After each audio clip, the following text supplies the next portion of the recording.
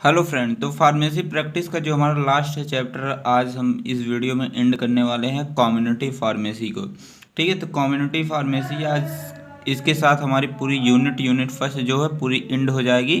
तो आइए बात करते हैं कम्युनिटी फार्मेसी। कम्युनिटी का मतलब होता है सामुदायिक।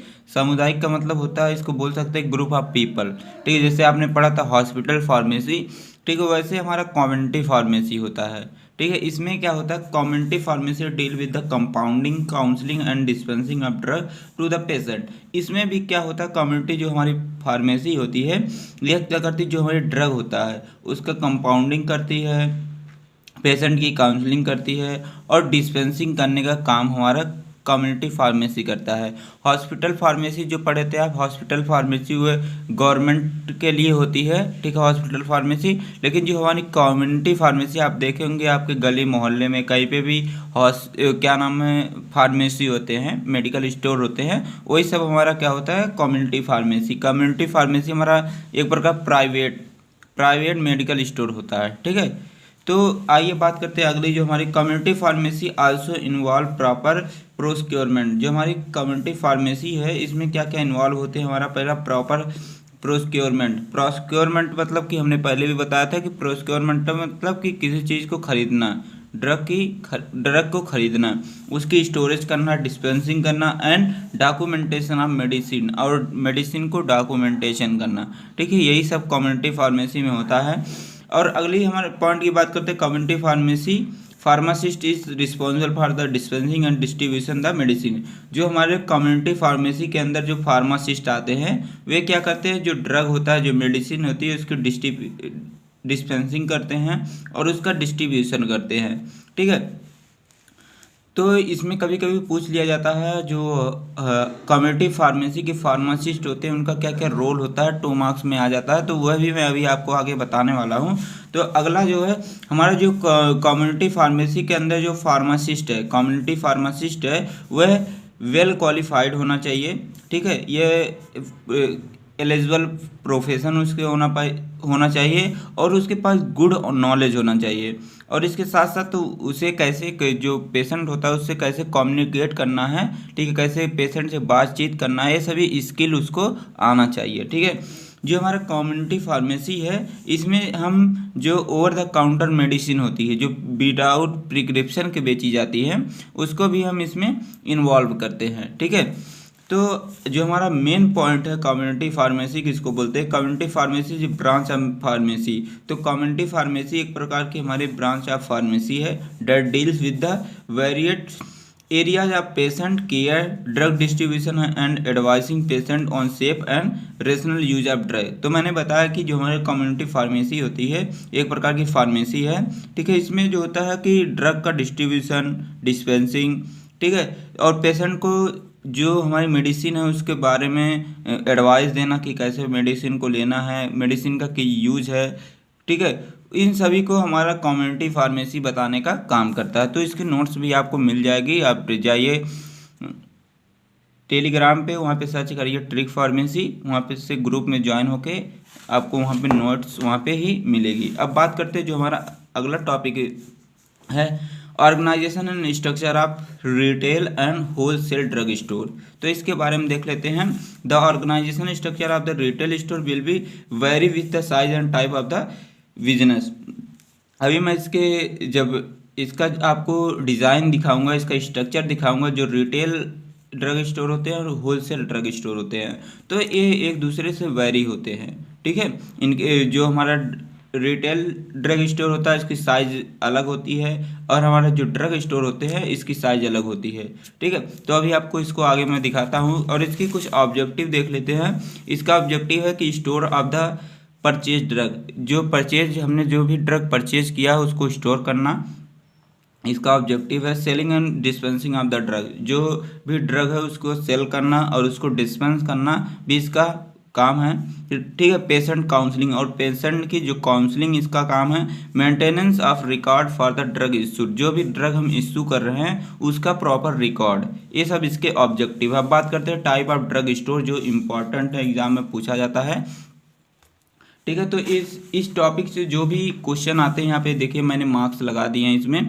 होल फूड ड्रग स्टोर यहाँ से आता है, ठीक है। टाइप एंड डिज़ाइन, ठीक है। और आता है legal requirement of establishment and maintenance of drug store. यह इंपॉर्टेंट, ज़्यादा इंपॉर्टेंट यही है, ठीक है। तो इसको मैं भी आपको आगे बताने वाला हूँ। तो टाइप देख लेते हैं। टाइप में हमारा आता है फार्मास्यूटिकल सेंटर, पहला है, ठीक है। इसमें क्या होता है कि this type of centre sell medicine, इसमें क्या होता है कि मेडिसिन को सेल किया जाता है। कन्वेंस आर्टिकल्स, जो बेनिफिट आर्टिकल्स हैं उनको भी, ठीक है। और आर्थोपेडिक जो होते हैं, मतलब कि आर्थोपेडिक मतलब जो हड्डियों से रिलेटेड है, एंड सर्जिकल एप्लीकेशन, ठीक है। ये सभी को इसमें सेल किया जाता है, ठीक है। फिर बात करते हैं the store and sufficient floor space and the is properly decorated, ठीक है। यह हमारा जो होता है हमेशा फ्लोर स्पेस पे ही होना चाहिए, जो हमारा फार्मास्यूटिकल सेंटर होता है, ठीक है।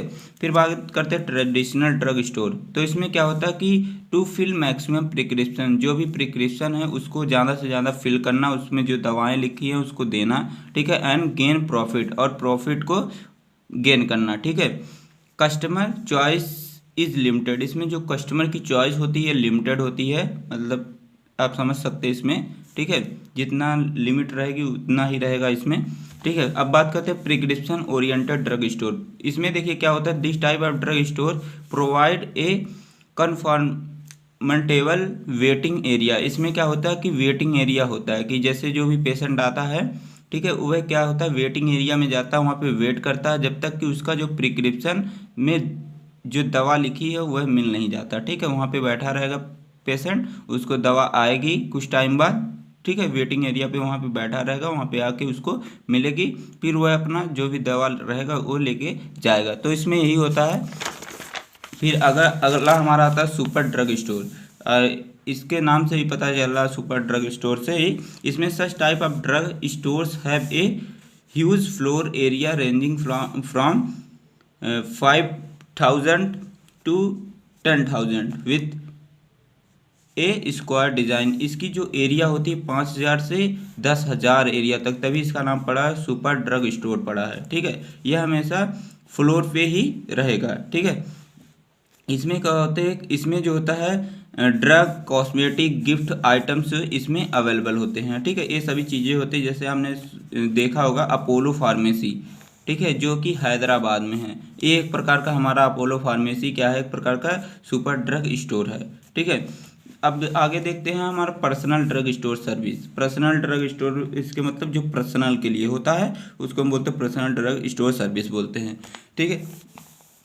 तो इसके बारे में कुछ यहाँ पे लिखा गया है, इसको आप देख के यहाँ लिख सकते हैं। आगे मैं अब बात करता हूँ इसके डिज़ाइन के बारे में जो इम्पोर्टेंट है, ठीक है। Structure and design of retail and wholesale drug store, ठीक है। तो ये हमारा जो दिया गया है, इसकी जो ए एरिया होती है, ठीक है, इसकी जो लंबाई होनी चाहिए 15 स्क्वायर फीट की होनी चाहिए, जो हमारा रिटेल ड्रग स्टोर है, ठीक है। और इसकी जो चौड़ाई होती है 10 स्क्वायर फीट की होनी चाहिए, ठीक है। तो यहाँ पे इसको बनाया गया है, इसको आपको ऐसे एग्ज़ाम में बनाना है, ठीक है। कहीं पे भी देखेंगे आपको यही मिलेगा, ऐसे ही डिज़ाइन मिलेगा, ठीक है। अब दिखाते हैं आपको, यहाँ पे लिखा गया हमारा होलसेल ड्रग स्टोर की डिज़ाइन यहाँ पे लिखा गया है, ठीक है।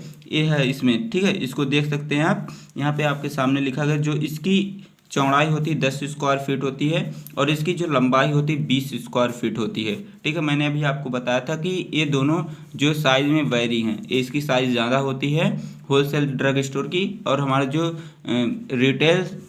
रिटेल ड्रग स्टोर है उसकी साइज़ थोड़ा इससे कम होती है, ठीक है। तो आपको यही डायग्राम इसमें देख लेना, कुछ करना नहीं है, ठीक है। फिर अगर हम आगे बात करते हैं, हमारा अगला जो है हमने बताया कि यह इम्पोर्टेंट है, लीगल रिक्वायरमेंट फॉर, ठीक है, for establishment and maintenance of drug store. तो इसमें पहला हमारा आता है कैसे हम मेंटेनेंस करेंगे, ठीक है, लीगल रिक्वायरमेंट्स को, ठीक है। तो यहाँ पे पहला हमारा आता है जनरल लाइसेंस, ठीक है। इसमें क्या करते हैं कि जो भी हम, जैसे मान लीजिए हमें किसी भी टाइप की ड्रग रखनी है, ठीक है। तो मान लीजिए एक्स शेड्यूल की रखनी है, सी शेड्यूल की रखनी है, C1 शेड्यूल की जो भी ड्रग हमें रखनी है, ठीक है, उसके लिए एक प्रॉपर लाइसेंस चाहिए। तो इसमें यही होता है। तो इसमें this licence granted to an individual person, जो लाइसेंस है एक इंडिविजुअल पर्सन इसको ग्रांटेड करता है, who has permission for the business and who engage the service of the qualified person. वह हमेशा क्वालिफाइड पर्सन ही होता है, ठीक है। To supervision the sale of drug, जिसके हम सुपरविजन में ड्रग को सेल करते हैं। जैसे मान लीजिए हमें शेड्यूल सी और C1 और यक्स जो शेड्यूल है इसके अंतर्गत जो भी मेडिसिन आती हैं, ठीक है, इसको अगर इसका हमें लाइसेंस चाहिए तो इसके लिए हम फॉर्म नंबर 20 भरते हैं, ठीक है। और अगर इसके अलावा जो थोड़ा स्पेसिफाइड है, ठीक है, थोड़ी जो स्पेसिफिक मेडिसिन है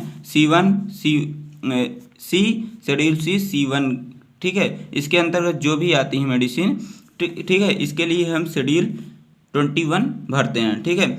और जैसे शेड्यूल यक्स की ड्रग अगर हमें चाहिए, सिर्फ शेड्यूल यक्स की ड्रग चाहिए, तो इसके लिए हम फॉर्म नंबर 20F भरते हैं, ठीक है। तो आई होप आपको ये समझ में आ गया होगा, ठीक है। अब बात करते हैं रिस्ट्रिक्टेड लाइसेंस। रिस्ट्रिक्टेड लाइसेंस आपको समझ में आ रहा है, जो रिस्ट्रिक्ट है, ठीक है। तो इसमें जैसे आपको मान लीजिए कि आपको इसमें भी शेड्यूल C1 और यक्स की जैसे आपको ड्रग को इशू करना है, ठीक है, रिस्ट्रिक्टेड लाइसेंस जब आपको चाहिए, ठीक है, कब मिलेगा, तो इसके लिए आपको फॉर्म नंबर 20A फिल करना रहेगा, ठीक है। अगर इसमें कुछ स्पेसिफिक जो ड्रग हैं, ठीक है, इसके अंदर आते हैं C के अंतर्गत, C1 के अंतर्गत, ठीक है, इसके लिए क्या करते हैं आप, but not the schedule X are the issued, तो इसके लिए आप जो 21A फॉर्म होता है, जैसे मान लीजिए कुछ स्पेसिफिक ड्रग हमारे आते हैं, ठीक है, जैसे नारकोटिक आते हैं, ठीक है, ये सब, ठीक है। तो अगर हमारे इसके अंतर्गत आएंगे सी के और C1 शेड्यूल के, तो इसके लिए हम फॉर्म नंबर 20A फिल करते हैं, ठीक है। तो आपको यही याद रखना है इसमें क्या क्या करते हैं, ठीक है। अब बात करते हैं हमारा जो आता है मेंटेनेंस ऑफ ड्रग स्टोर, तो यह इंपॉर्टेंट था, इसी हेडिंग के अंतर्गत है। पहले हमने बात किया लीगल रिक्वायरमेंट, अब इसके बाद कर रहे हैं मेंटेनेंस ऑफ ड्रग स्टोर, ठीक है। तो मेंटेनेंस ऑफ ड्रग स्टोर देख लेते हैं। पहला इसमें आता है प्रॉपर ड्रग स्टोरेज।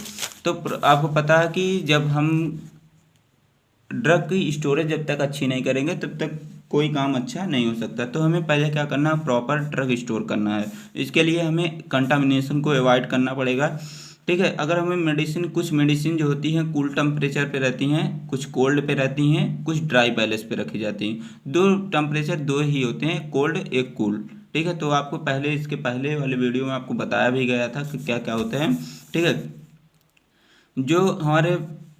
जो भी पैकेजिंग करते हैं, ठीक है, तो इसमें हमें इंटीग्रिटी प्रॉपर्टी है, ठीक है, पैकेजिंग की, उसको हमें मेंटेन रखना है, ठीक है। अगर प्रॉपर स्टोर करना किसी भी ड्रग को, ठीक है, तो हमारी पैकेजिंग गुड होनी चाहिए, ठीक है। जब तक पैकेजिंग गुड नहीं होगी तब तक हम ड्रग को प्रॉपर स्टोर नहीं बढ़िया से नहीं कर सकते हैं। अब बात करते हैं स्टोरेज इन्वायरमेंट। दूसरा हमारा इसमें आता है, हमें इसमें क्या, पहला इसमें आता है सफिशिएंट टेम्परेचर। जिस ड्रग के लिए जितनी टेम्परेचर हमें रिक्वायर होती है उतना टेम्परेचर हमें देना है यहाँ पे, ठीक है। सफिशिएंट, यहाँ पे सफिशिएंट अमाउंट में लाइट रहनी चाहिए, कोल्ड स्टोर फैसिलिटी रहनी चाहिए, क्लीन कंडीशन रहना चाहिए, ह्यूमिडिटी कंट्रोल, इसमें कोई भी प्रकार की ह्यूमिडिटी नहीं होनी चाहिए, तभी हम ड्रग को अच्छे से स्टोर करके रख सकते हैं, ठीक है। अब बात करते हैं अरेंजमेंट ऑफ ड्रग ऑन जो सेल्स, जो भी रैक्स होते हैं, सेल्स उसको बोलते हैं, ठीक है। जो हमारे सेल्स होते हैं ये हमारे स्टील के बने होने चाहिए या तो लकड़ी के बने होने चाहिए। जो भी रैक्स होते हैं आपने देखे होंगे जिसमें मेडिसिन को रखा जाता है रैक्स में, ठीक है। तो जो भी हम मेडिसिन को रखेंगे वह हमारा स्टील का बना रहना चाहिए या तो लकड़ी का बना रहना चाहिए, ठीक है। और जो हमारा जो रैक्स होते हैं, ठीक है, इसमें जो मेडिसिन रखी जाती हैं, जो भी मेडिसिन रखी जाती है वह अल्फ़ाबेटिकल ऑर्डर में रखना चाहिए इसमें, ठीक है, उसके जेनरिक नेम के हिसाब से, ठीक है। फिर इसमें क्या करना है कि कोई जो डोजेस फॉर्म, इसमें जैसे डोजेस फॉर्म अलग अलग टाइप के डोजेस फॉर्म होते हैं, सॉलिड, लिक्विड, सेमी सॉलिड, तो सभी डोजेस फॉर्म को हमें सेपरेट करके रखना है एक दूसरे से, ठीक है। तो मतलब मान लीजिए कि आपका यहाँ पे रैक बना है, ठीक है, रैक है, तो इस रैक में हमारा सॉलिड होना चाहिए, इस रैक में हमारा लिक्विड होना चाहिए और इस वाले में हमारा सेमी सॉलिड होना चाहिए। तो अलग अलग रैक्स होने चाहिए सबके लिए, ठीक है। और इनको जो भी ड्रग हम रख रहे हैं, जो भी मेडिसिन रख रहे हैं, उनको हम ड्राई पैलेस पे ही रखेंगे, ठीक है। और उसे हम ऐसी जगह रखेंगे जो वह लाइट से प्रोटेक्ट हो सके और हीट से प्रोटेक्ट हो चुके, ठीक है। अब बात करते हैं स्टोर रूम के बारे में। स्टोर रूम में इसमें देखते हैं, a well arrange store enable easy identification of drug and the save time when packing a drug from the cells, ठीक है। जो भी ड्रग हम पैकेजिंग कर रहे हैं उसको अगर हम आइडेंटिफाई करना चाहते हैं तो उसको आसानी से आइडेंटिफाई कर सकें, ऐसा हमारा स्टोर रूम होना चाहिए। ठीक है, तो ये सभी चीज़ें यहाँ पे लिखी गई हैं। आप बात करते हैं डिस्पेंसिंग जो भी ड्रग हम डिस्पेंस कर रहे हैं तो उसका प्रॉपर रिकॉर्ड होना चाहिए, ये सब चीज़ें इसमें देखना है। ठीक है, तो इसमें यही सब चीज़ें दी गई हैं और कुछ नहीं दिया गया है। ठीक है, तो जो भी पेशेंट का क्या नाम है, ठीक है, पेशेंट को कौन सा डोजेस फॉर्म हमने दिया है, कितने अमाउंट में दिया है, ये सभी चीज़ें को जो भी हम चीज़ें डिस्पेंस कर रहे हैं उसका प्रॉपर यहाँ पर रिकॉर्ड होना चाहिए। अब बात करते हैं maintenance of record of retail and wholesale drug store. ठीक है, इसमें पहले हमारा आता है लीगल रिकॉर्ड्स। ठीक है, जो भी लीगल रिकॉर्ड्स हैं उसको हमें प्रॉपर रखना चाहिए। ठीक है, लीगल रिकॉर्ड्स में जैसे हमारा जो भी आते हैं इसके अंतर्गत ड्रग एंड कॉस्मेटिक एक्ट के, ठीक है, और जो पॉइजनस एक्ट के अंतर्गत जो भी आते हैं, जो भी ड्रग हम डिस्ट्रीब्यूट करते हैं उसका प्रॉपर रिकॉर्ड होना चाहिए। ठीक है, तो according to federal and state law, ठीक है, इसके according up to date the update and proper record should be maintain according to drug and cosmetic act 1940 rule 1945। आपने पढ़ा है कि जिस इसके अंतर्गत जो भी मेडिसिन आते हैं, जो भी ड्रग्स आते हैं ड्रग एंड कॉस्मेटिक एक्ट में, ठीक है, और इसके रूल्स में जो भी मेडिसिन आते हैं उसका प्रॉपर रिकॉर्ड होना चाहिए। जो भी ड्रग हम डिस्ट्रीब्यूट कर रहे हैं उसका प्रॉपर रिकॉर्ड होना चाहिए। ठीक है, जो भी पॉइजनस सब्सटेंस भी हम अगर हम कोई भी पॉइजनस सब्सटेंस डिस्ट्रीब्यूट कर रहे हैं तो उसका भी प्रॉपर रिकॉर्ड होना चाहिए। ये हमारा आता है लीगल रिकॉर्ड्स में। ठीक है, तो रिकॉर्ड वाले में रिकॉर्ड के बारे में ही लिखना। ठीक है, अब बात करते हैं पेशेंट रिकॉर्ड। पेशेंट रिकॉर्ड मतलब जो भी पेशेंट आया उसकी क्या हिस्ट्री है, मतलब उसका नेम क्या है, उसकी एज क्या है, उसका सेक्स क्या है, ये सभी चीज़ें इसमें हमें लिखना रहता है, उसका रिकॉर्ड बनाना रहता है। ठीक है, हमने उसको कौन से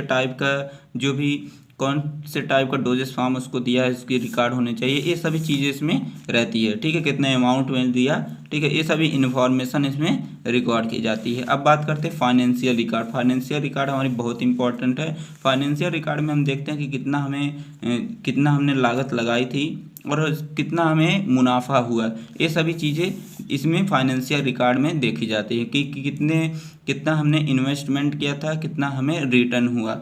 ठीक है, तो ये सभी चीज़ें इसमें हम देखते हैं, इसका रिकॉर्ड रखते हैं। ठीक है, तो ये यहाँ से आप लिख लीजिए। अब बात करते हैं डिस्पेंसिंग ऑफ प्रोप्राइटरी प्रोडक्ट। ठीक है, तो इसमें हम देखते हैं डिस्पेंसिंग ऑफ प्रोप्राइटरी प्रोडक्ट में यही देखते हैं कि हमें कैसे कैसे जो पेशेंट है उसको कैसे हमें कोई भी मेडिसिन को कैसे देना है। ठीक है, तो कैसे कैसे करना है, क्या क्या चीज़ फॉलो करनी है, वही चीज़ इसमें हम देखते हैं। ठीक है, तो आपको पता है जो प्रिस्क्रिप्शन हमेशा फिजिशियन ही लिखता है। ठीक है, तो फिजिशियन जब लिखता है तो पेशेंट उसको ले जाता है जो फार्मासिस्ट के पास। तो कैसे कैसे कौन कौन चीज़ हमारा फार्मासिस्ट कैसे क्या क्या फॉलो करता है, ठीक है, ड्रग को कैसे डिस्पेंस करता है, वह चीज़ें आपको दिखा देते। तो यहाँ पे ड्रग डिस्पेंसिंग प्रोसेस लिखा गया। पहले क्या करेगा, जो हमारा फार्मासिस्ट रहेगा वो प्रिस्क्रिप्शन को रिसीव करेगा। ठीक है, रिसीव करने के बाद उसको वैलिडेट करेगा उस प्रिस्क्रिप्शन को, मतलब उसमें देखेगा जो पेशेंट है उसका इन्फॉर्मेशन देखेगा, मतलब कि उसका नेम क्या है, उसकी एज क्या है। ठीक है, ये सभी देखेगा और इसके साथ साथ यह भी देखेगा कि उस पर RX सिंबल लिखा गया कि नहीं। ठीक है, यह भी देखेगा उस पर स्ट्रेंथ, मतलब डोज की कितनी स्ट्रेंथ लिखी गई है, कौन कौन सी मेडिसिन लिखी गई है, उसका जेनरिक नेम लिखा गया है, उसका फार्मूला लिखा गया है, ये सभी चीज़ें उस क्या करता है, वैलिडेट करता है जो हमारा फार्मासिस्ट होता है। ठीक है, फिर क्या करता है, understand and clarify the prescription. फिर इसके बाद क्या करता है, जो हमारा फार्मासिस्ट होता है उसको पहले समझेगा। ठीक है, उस प्रिस्क्रिप्शन को समझेगा। ठीक है, उसमें देखेगा, कंफर्म करेगा कौन सी डोज है, कितनी उसकी फ्रीक्वेंसी है, कब कब उसे देना है पेशेंट को, ये सभी चीज़ें इसमें वह देखेगा। फिर इसके बाद क्या करेगा, select and label medicine for issue. फिर क्या करेगा, जो मेडिसिन है उसको निकालेगा, उस पर जो भी लेबल करना रहेगा कि कौन कौन सा टाइम लेना है, ये सभी चीज़ें लेबल करेगा। फिर उसको क्या करेगा, मेक फाइनल चेक। फिर उसको दोबारा उसको चेक करेगा कि उसने सही से उस पर मार्क्स किया कि नहीं, कि पेशेंट को सही से बताया है कि नहीं, ये सभी चीज़ें चेक करेगा। फिर क्या करेगा, रिकॉर्ड द एक्शन टेकन। फिर उस चीज़ का रिकॉर्ड अपने पास एक प्रॉपर रिकॉर्ड रखेगा। ठीक है, उस पेशेंट के बारे में और कौन कौन सी मेडिसिन दिया है उसका प्रॉपर रिकॉर्ड बनाएगा। फिर क्या करेगा, issue medicine to the patient with the clear instruction and advice. ठीक है, फिर इसके बाद क्या करेगा, जो मेडिसिन रहेगा वह पेशेंट को दे देगा। जब पेशेंट को मेडिसिन देगा तो उसको साथ साथ यह भी बताएगा कि आपको अच्छे से कैसे कैसे मेडिसिन लेनी है, आपको अच्छे से समझाएगा। ठीक है, तो यही सब इसमें होता है। ठीक है, इस वीडियो में इतना ही था। अगर आपको वीडियो अच्छी लगे तो प्लीज़ चैनल को सब्सक्राइब करिए ताकि अगले वीडियो का नोटिफिकेशन आपको सबसे पहले मिले। जो इसकी आपकी PDF नोट्स आपको जल्द ही मिल जाएगी। Thanks for watching.